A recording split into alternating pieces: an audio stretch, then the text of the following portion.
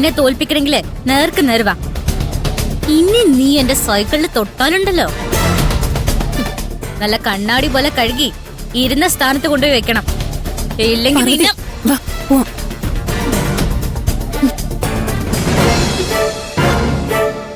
ഇവളെ ഇങ്ങനെ വെറുതെ വിടാൻ പാടില്ല മുക്ത.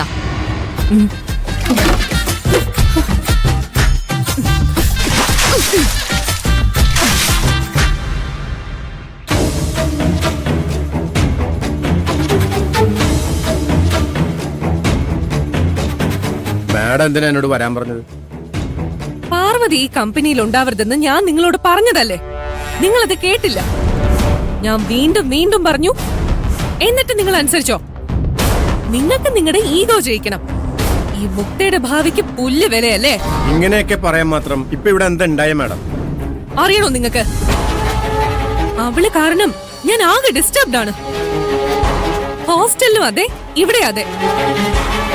ഇതിനു മുൻപ് എനിക്ക് ആരുടെ മുന്നിലും തല താഴ്ത്തേണ്ടി വന്നിട്ടില്ല. എന്നിട്ടും എന്തുണ്ടായെന്ന് മാഡം പറഞ്ഞില്ല.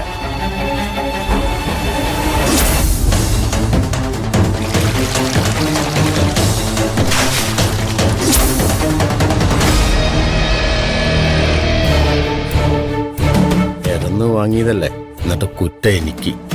കരുണാകരൻ സാർ എന്താ പറഞ്ഞത്? അല്ല, കഞ്ഞിക്ക് ഗതിയില്ലാത്ത പെണ്ണിന്റെ അഹങ്കാരം എന്ന് പറയായിരുന്നു മാഡം. അവളുടെ അഹങ്കാരം ഇനി എനിക്ക് സഹിക്കാൻ പറ്റില്ല. അവൾ ഇനി ഇവിടെ ഉണ്ടാവരുത്. ഇവിടുത്തെ ജോലി നഷ്ടപ്പെട്ടാൽ ഹോസ്റ്റലിലെ ഫീസ് പോലും അടയ്ക്കാൻ നിവൃത്തിയില്ലാതെ അവൾ അവളുടെ നാട്ടിലേക്ക് തിരിച്ചു പോകും. എന്നാലേ എനിക്ക് ഇവിടെയും ഹോസ്റ്റലിലും സ്വസ്ഥത കിട്ടൂ. എന്തെങ്കിലും കാരണം ഉണ്ടാക്കി അവളെ ഇന്ന് തന്നെ പറഞ്ഞു വിടണം. സോറി മാഡം, എനിക്ക് പറ്റില്ല. വായ്